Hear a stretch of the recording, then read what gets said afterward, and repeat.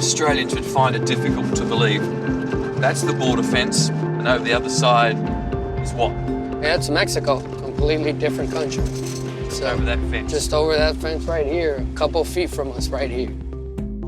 Agent Jonathan Pacheco patrols a small section of the US-Mexico border near the desert community of Calexico in Southern California. I mean, this terrain couldn't be any tougher. Right. As you can see, it is very difficult. The border country is often harsh and unforgiving. Deserts, mountains, canyons. 3,200 kilometres long, stretching from the Pacific Ocean in the west to the Gulf of Mexico in the east. In some areas, it's marked by towering steel or concrete walls. In others, nothing more than wire fences. It's supposed to stop illegal immigrants and drug traffickers, but it's not working. These people are desperate, so not even a large fence like that stops them from trying. So if you build an even higher wall, will they stop? Well, I mean, in reality, only time will tell. And there's little doubt something needs to be done about this troubled border. Thousands of tons of illicit drugs pour across it into America each year. There's huge amounts of money to be made, and the violent drug cartels will stop at nothing to protect their lucrative and deadly trade. Little wonder Donald Trump's election promise to build a bigger, better wall. Build that wall. Build that wall. Build that wall! Resonated with so many Americans. And that's where the dirtbags are sitting up top. Right up there. That's where we're gonna go. Roger that. Some folk down here on the border are so frustrated with the situation, they are taking the law into their own hands. The cartel scouts keep getting away. Damn it. Self-appointed vigilante Tim Foley hunts down the drug traffickers using motion-detecting cameras along the trails that run from Mexico to the US. He captured these drug cartel soldiers a few days ago. So how often would you catch somebody on? I mean, are they going through daily, weekly? You'll see them every day, sometimes 2, 3. I've got some trails. I've seen 4 different loads within less than 4 hours. Wow, like a highway. Oh, yeah. Whoa. Well, I'm thinking that you're running either meth or heroin in that one. That is not a normal dope load. Tim shares his information about drug shipments and the trails the smugglers are using with local law enforcement. Simple question. Why do you do this? Well, if not me, then who? I mean, you want to call us anything, call us Neighborhood Watch. I live here 24/7. So you're not a nutball running around the border with a gun? Well, I'm pretty sure most people would call me crazy for doing it, but you have a right, if the government can't protect you, to protect yourself. And that's what we're doing. And it's a similar story along many of the more remote areas of the border, where ranchers like Jim Chilton live in fear of a run-in with armed drug smugglers. 3,000 drug packers are coming through my ranch every year. 3,000? 3,000 packing cocaine, meth, heroin, and marijuana. And your only protection is tucked under your arm here? That's right. I can't call 911. Jim is a 5th-generation cattleman. He lives right on the border with his pistol-packing wife, Sue. So you keep this loaded? Yes. And you know how to use it? Yes, I do. And if push comes to shove, you'd use it? Then you shove, yes. So you've had people fire shots at each other on your ranch? Yes. We've had wars on our ranch. One group of gangsters fighting another group of gangsters for control of the drugs. Not only are Jim and Sue heavily armed, they, like Tim, are also using motion sensor cameras to record the invasion of undesirables.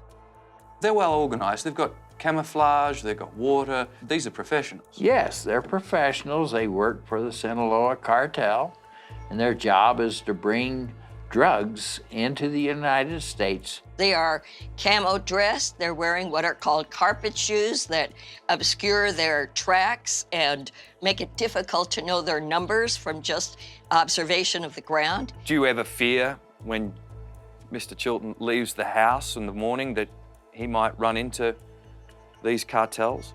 Yes, definitely.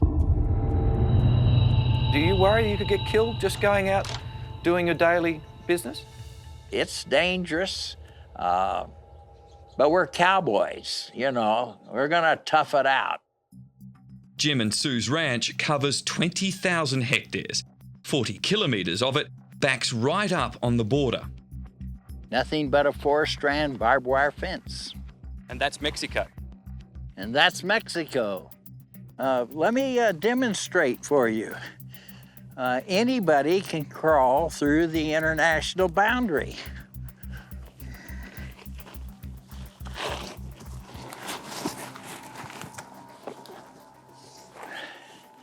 And there you are. In Mexico. And I'm still in the US. That's right. Is America's border secure?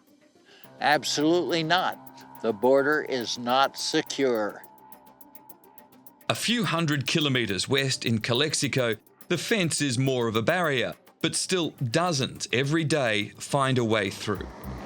Here it's not so much drug mules pouring across the border, rather illegal immigrants hoping to start a new life in America. Agent Pacheco is making the rounds of the more popular entry points. You know, as you could see, the fence is pretty high. A lot of times there are people who aren't able to go over it by themselves or even come down by themselves.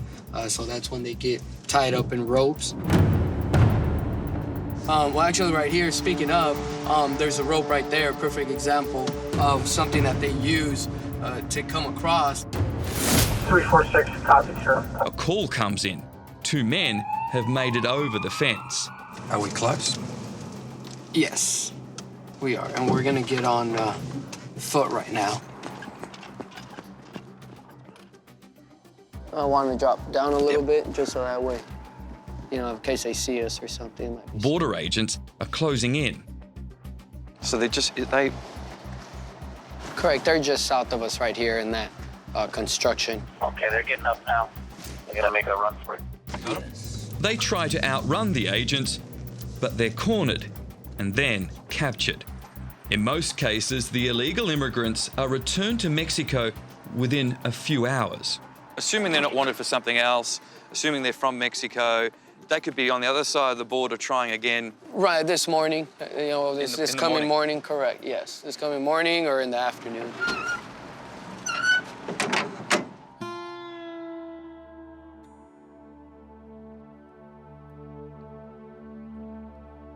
So porous is the border that many of these illegal immigrants are crossing to the US to go to work, sending their paychecks to families back in Mexico. They stock up on supplies and then catch a bus to a spot they believe they can use to cross the border. We're close now to where these men are going to try to cross. It's a drainage pipe that runs under the border fence.